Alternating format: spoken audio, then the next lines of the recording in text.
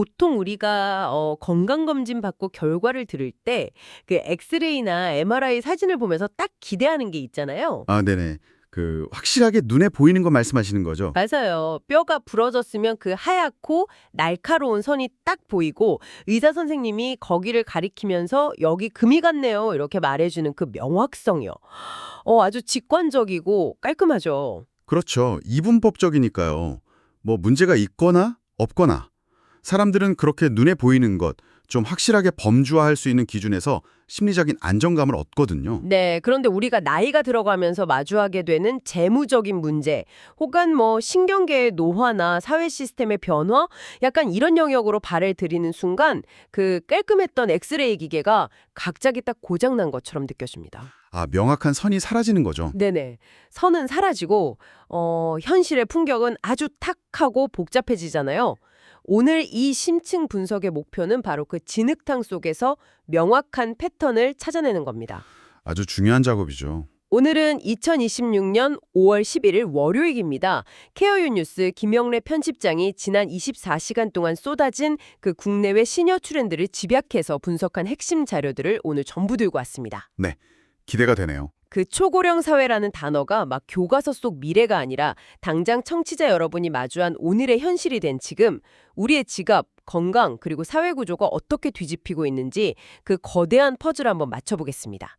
자, 본격적으로 파헤쳐볼까요? 좋습니다. 이 자료들을 쭉 관통하는 내러티브는 아주 뚜렷합니다. 개인의 재무적 불안이 어떻게 첨단 의료 기술의 방향을 틀어버리고 이게 다시 지자체의 예산 갈등으로 번졌다가 결국 은퇴 후의 라이프스타일 한복판까지 파고드는지 그 인과관계를 추적해 볼 수 있죠. 와, 다 연결이 되어 있다는 거군요. 그럼 가장 직관적이고 뼈아픈 밑바탕, 돈과 불안에서 이야기를 좀 시작해 보겠습니다. 그 아들 나도 레버리지 하려고 이 문장 보셨어요? 최근 온라인 커뮤니티에서 화제된 문장인데 아, 네, 봤습니다. 이게 단순히 농담이 아니라 실제 지표로 나타나고 있더라고요. 네, 서울경제 등 복수의 매체가 분석한 현상인데 5060 시니어 개미들의 이른바 시니어 B2가 막 폭증하고 있어요. 은퇴를 코앞에 둔 분들이 오히려 마이너스 통장을 뚫어서 고위험 투자에 뛰어든다는 건데 이건 우리가 아는 교과서적인 재무절개랑 완전히 정반대의 길 아닙니까? 그렇죠. 정석이랑은 완전히 반대죠. 비유하자면 목적지에 안전하게 도착하기 직전에 갑자기 그 빙판길에서 스포츠카로 시속 150km를 밟는 꼴인데요. 왜 이렇게 극단적인 리스크를 지는 걸까요? 단순히 욕심 때문만은 아닐 것 같은데요.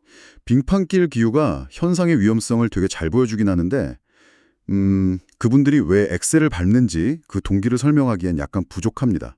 단순히 스릴을 원하거나 뭐 과도한 탐욕 때문이 아니거든요.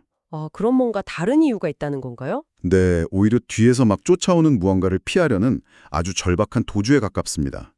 우리가 큰 그림에서 이 현상을 연결해보면 지금의 5060 세대는 공적 돌봄의 한계를 몸소 체감한 첫 세대거든요. 아, 쫓아오는 무언가라면 그 길어진 수명 대비해서 턱없이 부족한 자산, 그리고 필연적으로 따라올 의료비 폭탄, 뭐 이런 거군요. 정확합니다. 국민연금이나 기초적인 복지만으로는 길어진 노후의 그 간병비나 생활비를 도저히 감당할 수 없다는 수학적 계산이 이미 끝난 겁니다. 아, 계산이 섰다. 네네. 즉, 공적 안전망이 얇아지는 걸 눈으로 직접 확인했으니 어떻게든 스스로 자본을 막 불려서 사적 안전망을 구축해야 한다는 절박한 방어 기제가 바로 B2라는 형태로 발현된 거죠. 와, 듣고 보니까 되게 슬픈 현실이네요. 하지만 그 수학적 계산에 치명적인 오류가 하나 있잖아요. 20대나 30대의 B2 실패는 사실 시간을 들여서 근로소득으로 메울 수가 있는데 50대나 60대는 은퇴로 인해 소득 단절을 앞둔 시점이거든요. 그렇죠. 회복할 시간이 없죠. 네, 레버리지 투자가 실패하면 자산을 회복할 시간이라는 자본이 아예 없잖아요. 그게 이 현상의 가장 섬뜩한 구조적 리스크입니다. 노후 자금이 시장에 충격 한 번에 싹 증발해버리면 이분들은 결국 다시 국가의 사회복지 시스템에 전적으로 의존할 수밖에 없습니다. 아, 결국 돌고 돌아 다시 국가로 가는 거군요. 맞아요. 개인이 공적 부담을 좀 덜어보려고 시도한 사적 투자의 실패가 결국은 가장 무거운 텐션으로 그 사회적 비용이 되어 돌아오는 부메랑 구조인 겁니다. 참 씁쓸하네요. 그런데 정말 흥미로운 건 시장의 다른 한편에서 벌어지는 아주 기묘한 대조입니다. 주식시장에서는 이렇게 레버리지를 막 끌어쓰면서 공격적으로 나가는데 보험이나 은행 같은 금융권에서는 무려 241조 원 규모의 시니어 시장을 두고 아주 극단적인 보호와 방어의 장벽을 치고 있어요. 네, 상품들이 아주 쏟아지고 있죠. 농협생명에서 맞춤형 간병보험인 그 NH 오런더플 간병안심 요양보험 1호 가입 행사를 전국에서 막 대대적으로 열었고요. 하나은행은 시니어 레지던스랑 묶어서 유언 대용 신탁 패키지를 내놨잖아요. 얼핏 보면 이 두 현상이 굉장히 모순되어 보이죠. 한쪽은 공격, 한쪽은 방어니까요. 하지만 사실 동전의 양면입니다. 내 노후는 내가 지켜야 한다는 그 절박함의 양극단인 거죠. 아, 결국 근본적인 불안은 같다는 거네요. 네, 특히 농협생명의 상품처럼 최근 쏟아지는 이른바 DIY 보험의 구종을 들여다보면 그 심리가 아주 명확히 보입니다. 잠깐만요. DIY 보험이요? 무슨 가구 조립하듯이 보장 내역을 직접 막 맞춘다는 건가요? 네네, 정확한 비유입니다. 과거에는 보험사가 그냥 정해놓은 일괄적인 간병보험에 가입하거나 아니면 국가의 장기요양보험 등급 판정에만 온전히 의지했잖아요. 그렇죠. 주는 대로 받는 느낌이었죠. 네, 그런데 이제는 가입자가 자신의 유전적 가족력, 현재 재정 상태, 심지어 선호하는 요양보호사의 수준까지 다 고려해서 보장 항목과 한도를 직접 설계합니다. 와, 요양보호사 수준까지요? 네, 그러니까 부족한 요양 인프라를 더 이상 국가에 기대지 않고 내 간병 리스크는 내가 직접 통제하겠다. 이런 주도권이 개인에게 완전히 넘어온 겁니다. 결국 재무적으로 이렇게까지 겹겹이 방어막을 치는 근원적인 공포를 쭉 파고들면 그 끝에서 마주하는 건 치매라는 불청객일 텐데요. 자연스럽게 두 번째 트렌드로 한번 넘어가 볼까요? 좋습니다. 치매 대응 패러다임도 완전히 바뀌고 있죠. 네, 어제 과학 매체들의 아주 놀라운 소식이 도배됐잖아요. 혈액 한 방울로 환자의 미니뇌를 만들어서 알츠하이머를 조기 진단한다는 기술이요. 아니, 근데 피 한 방울로 뇌를 만든다는 게 생물학적으로 어떻게 가능한 건가요? 약간 SF 영화 같은데요. 아, 오가노이드 기술이라고 부르는 건데요. 혈액 속에 있는 세포를 채취해서 역부나 줄기세포로 되돌린 다음 이것을 배양액 속에서 신경세포로 자라나게 유도하는 원리입니다. 아, 줄기세포를 이용하는 거군요. 네. 그러면 실제 환자의 뇌 조직과 굉장히 유사한 3차원의 작은 세포 덩어리, 즉 미니뇌가 만들어지죠. 여기에 아밀로이드 베타나 타우 단백질 같은 치매 유발 물질이 어떻게 축적되는지를 미리 관찰하는 겁니다. 그러니까 과거의 치매 대응이 집에 물이 다 샌 뒤에야 헐레벌떡 벽지를 새로 바르는 격이었다면 이제는 뇌를 열어보거나 비싼 펫CT를 안 찍어도 문 밖에서 내 뇌의 아바타를 만들어서 미리 테스트해본다는 거네요. 정확히 그 메커니즘입니다. 알츠하이머의 진짜 무서운 점이 뭔지 아시나요? 기억을 잃어가는 거 아닌가요? 물론 그것도 무섭지만 기억력 감퇴라는 증상이 겉으로 나타나기 무려 15년에서 20년 전부터 이미 뇌 속에서 물리적인 변형이 시작된다는 겁니다. 와, 15년 전부터요? 네. 증상이 겉으로 발현된 후에는 이미 뇌세포가 회복 불가능한 손상을 입은 상태거든요. 이 오가노이드 진단은 바로 그 15년의 시간차를 잡아내겠다는 겁니다. 진단의 타임라인이 엄청 앞당겨지는 거군요. 동시에 그 의료 AI 기업인 뉴로핏의 뇌 영상 분석 기술이나 한국상담학회랑 하이라는 기업이 도입하려는 디지털 치료제 이야기도 아주 흥미롭습니다. 네, 쿠메리닷컴 기사 보셨군요. 네네. 일상적인 언어 습관, 그러니까 말의 속도나 단어 선택의 아주 미세한 변화가 치매의 초기 신호라고 지적하더라고요. 디지털 치료제는 스마트폰으로 내 말투나 타이핑 습관을 백그라운드에서 쭉 분석해서 경고등을 쳐주는 거겠죠? 맞습니다. 일상 속에서 계속 모니터링을 하는 거죠. 게다가 헬스조선 보도를 보니까 아르기닌 같은 영양소가 뇌 혈류를 개선해서 인지기능 회복에 기여한다는 연구 결과까지 나왔어요. 정말 다각도로 예방을 하네요. 네, 이것이 우리에게 시사한 수박을 큽니다. 이 모든 기술적 진보, 즉 오가노이드, AI 영상 분석, 일상 언어 패턴 감지, 이런 것들의 공통된 목적이 바로 사전 진단과 일상 속 예방이거든요. 사후 처리가 아니고요. 네. 과거의 치매 대응이 증상이 터진 후에 사후 돌봄에 집중되어 있었다면 이제는 그 무게중심이 발병 이전의 삶 속으로 완전히 이동한 겁니다. 배관에 아주 미세한 금이 간 것을 미리 찾아내는 수준이군요. 그런데 여기서 정말 흥미로운 부분이 등장합니다. 하지만 이런 실험실 수준의 첨단 기술이 과연 우리 청취자분들 집안까지 들어와 있을까요? 기술만 저 멀리 앞서가는 건 아닌가요? 기술과 일상의 괴리를 아주 예리하게 짚어주셨는데 다행히도 생각보다 그 간격이 아주 빠르게 좁혀지고 있습니다. 병원 밖, 가정 내로 이 생태계가 이미 들어오고 있거든요. 그래요? 사례가 있나요? 어제 보도된 두 가지 지역 사례가 이를 증명하죠. 첫째로 서울 동대문구 치매 안심센터가 가정용 인지훈련 프로그램인 같이 해요를 자체 개발해서 무려 특허까지 등록했습니다. 와, 지자체 센터에서 특허까지 냈다고요? 엄청 적극적이네요. 네네. 병원에 거창한 장비가 없어도 어르신들이 집안에서 익숙한 도구를 활용해 매일 인지훈련을 할 수 있도록 공공부문이 시스템을 직접 만든 겁니다. 집원으로 들어온 거네요. 그리고 더 상징적인 건 충남 당진시의 사례입니다. 전국 최초로 치매 안심센터 안에 치과 공중보건의를 패치했어요. 잠깐만요. 치매센터예요? 신경과나 정신과 의사가 아니라 왜 치과 의사가 거기에 가죠? 이게 아주 중요한 포인트인데요. 저작 운동, 그러니까 무언가를 씹는 행위가 뇌의 혈류량을 증가시켜서 인지기능 저하를 막아준다는 건 의학계의 아주 오랜 정설입니다. 아, 씹는 게 뇌 자극을 준다는 그거요. 네, 맞아요. 반대로 치주염 같은 구강 내 염증 세균이 혈류를 타고 뇌로 올라가면 치매를 악화시킬 수 있다는 연구도 아주 많죠. 세상에, 입속 세균이 뇌까지 간다고요? 네네. 당진시의 정책은 단순히 첨단 기기를 들이는 걸 넘어선 겁니다.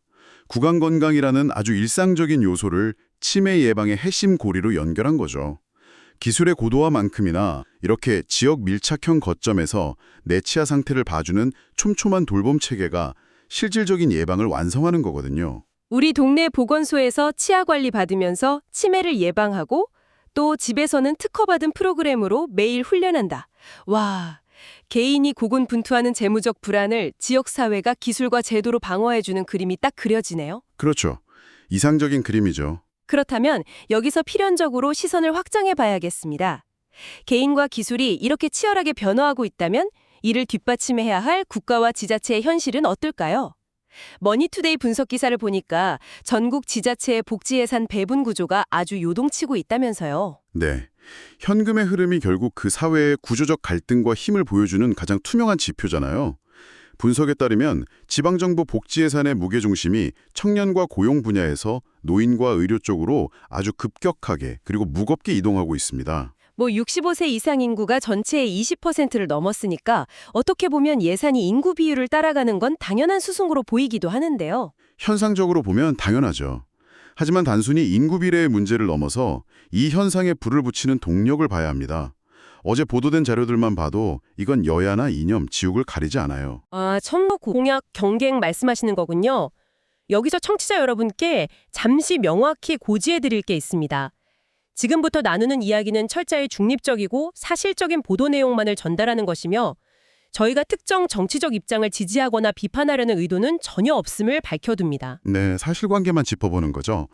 경남도지사 후보는 노인 일자리 10만 개 창출을 선언했고 태안군수 예비 후보나 안양시장 후보 등 선거에 나선 분들이 예외 없이 노인 복지 인프라 강화를 핵심 공약으로 내걸었습니다.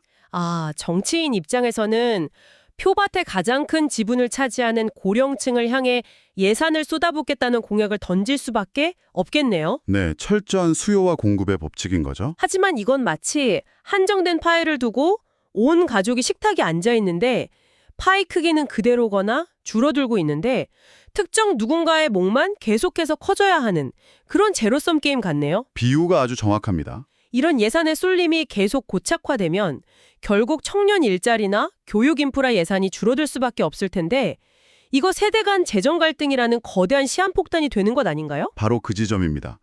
여기서 우리가 제기해야 할 중요한 질문은 돌봄을 어떻게 바라볼 것인가입니다. 이걸 단순한 비용이나 소비성 예산으로만 취급하면 세대 갈등은 폭발할 수밖에 없습니다. 그럼 어떻게 바라봐야 하죠? 노인 돌봄을 비용이 아닌 사회 시스템의 붕괴를 막는 미래를 지키는 투자로 재정해야 합니다.